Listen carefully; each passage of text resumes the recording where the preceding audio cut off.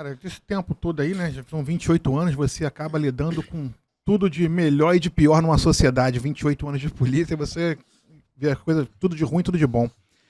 Cara, a gente se deparou com algumas prisões boas, muitas ocorrências boas, né, cara? Desde eu fui, como você, eu fui aspirante também no 14º. De repente, você pegar aquela brochura de novo, vai ter minha assinatura, que eu também fui chefe da estatística lá. É lá, na época... Eu fui aspirante no 16, aí depois eu fui pro 14º. Nosso comandante à época era João Carlos Rodrigues Ferreira, coronel João Carlos. Aí morava ali perto da sua casa, ali pra mim, naquela região ali. O João Carlos era um... Não, apelido não, mas ele é um cara muito severo, um camarada muito severo. Então, ali a gente fez uma situação que a gente matou um Bruninho, que era um bandido que tinha matado um policial nosso, muito querido, nosso AP2. Nós tivemos outras ocorrências com o Cacate, que era o dono do Vigário Geral. Eu prendi o Robertinho de Lucas. Fiz muitas ocorrências. Uma tonelada de maconha lá no Complexo do Alemão, sob o comando do meu saudosíssimo querido Marcos Jardim Gonçalves, que dá o nome ao nosso 16º Batalhão, aquela unidade que eu gosto muito. Mas a ocorrência que nos marcou muito pela forma como aconteceu foi onde eu matei o Charlinho, né? O Charlinho do Lixão, porque ele era um cara que ele já dominava o tráfico em Duque de Caxias há quase uma década. Ele estava muito tempo à frente do tráfico ali. E era um cara que gostava de buscar o confronto com a polícia militar. Ele buscava isso o tempo inteiro. Teve um policial nosso, que eu não foi na minha época, mas ele tinha perdido a perna numa troca de tiros com o Charlinho. E ele foi, depois que a gente matou o Charlinho, ele foi lá no batalhão me agradecer, que ele falou que agora, enfim, ele sentia a justiça feita na condição dele, porque num primeiro momento foi muito difícil a adaptação dele. Ele era um cara ativo, jogava bola, fazia aquilo tudo e se viu, de repente, sem uma perna. Hoje ele está bem adaptado com isso, sobrevive tranquilamente, sabe tocar a vida tranquila, mas naquele primeiro momento... E ele até então não tinha sido como se fosse justiçado. E a gente fez essa justiça com isso aí. Como é que essa ocorrência, os detalhes dela foram bons, que é primeiro passo. Ninguém fica quase uma década à frente do tráfico sem você ter uma rede de proteção. Seja lá por algum colega por algum mau policial que deu essa condição, ou alguma benesse da própria lei. Mas ninguém fica quase uma década à frente do tráfico. E ele gostava de ser traficante. O pai ofereceu para ele dinheiro para ele não ficar no tráfico. Ele queria ficar nesse ritmo louco aí de meter bala na poliçada, de ficar de bonde para lá e para cá. E aí a gente tinha recém assumido o batalhão. Isso estava com 2 meses de comando do 15º. Eu falei, cara, meu cartão de visita eu vou ter que pegar esse cara. Começamos.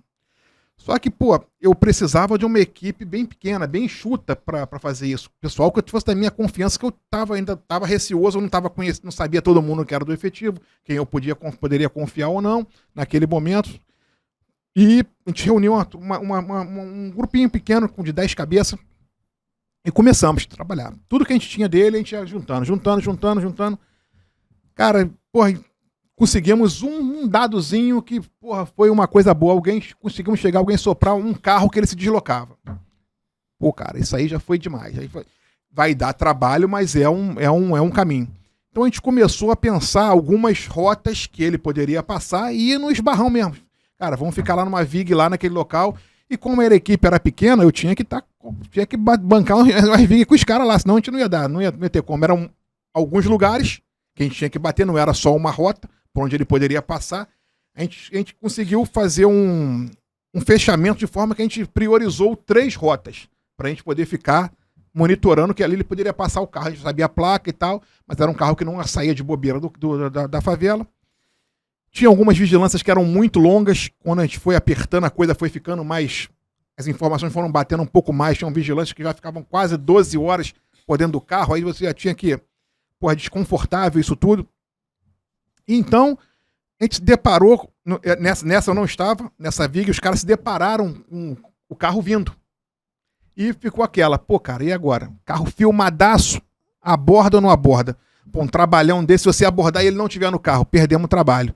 Os caras tiveram essa perspicácia, deixaram passar, fizeram foram seguindo devagarzinho, viram mais ou menos foram até onde dava para ir com a viatura, depois quando não dava, mas já viram mais ou menos onde o cara entrou. Cara, dali, aí a gente conseguiu traçar um perímetro para começar a trabalhar, até que um dia confluiu, meu irmão, é hoje. Porque a gente teve uma oportunidade antes, mas naquele momento e o horário era muito ruim, muita criança saindo da escola. A gente, pô, cara, a gente pode estragar uma ocorrência que vai ser brilhante, se ficar alguma vítima, alguma criança inocente, uma pessoa que não tem nada a ver com isso. Aí quando confluiu num horário bom, não teve aquela, né, cara? E fomos lá, diretamente, né? O Charlinho era aquele tipo de alma que a gente vai buscar pessoalmente, né, cara? A gente tem que levar pela perna tranquilamente. Aí, pô, entramos, né? Já entramos na casa, o camarada tava, já tem um moleque sentado com um fuzil com uma casão aqui no colo. Mas não deu pra nada, já ficou, já era. Aí ele começou a gritar, falar alto pra ele lá dentro da casa escutar e tentar fazer alguma coisa. Mas ele se ligou, quando ele foi, mas não tinha mais chance, ele tentou meter a mão no outro fuzil que ele tava, mas foi alvejado. Aí a gente fez aquele vídeo lá que a gente fez no momento lá, pouco depois a gente tava já, o pessoal já levando ele pra socorrer pro hospital. Um vídeo deu uma viralizada maneira, passou de 3 milhões de visualizações. Foi uma ocorrência emblemática para Duque de Caxias, porque parou a cidade, né? Mesmo assim, ficou muita fake news, porque a gente conseguiu pegar ele fora da comunidade. Então, dali mesmo, eu já liguei para um oficial do batalhão, determinei, pego o blindado, já bota lá dentro do lixão, já cerca o lixão todo, e eles não estavam entendendo por quê, até a notícia não tinha chegado ainda, quando chegou, já estava tudo cercado.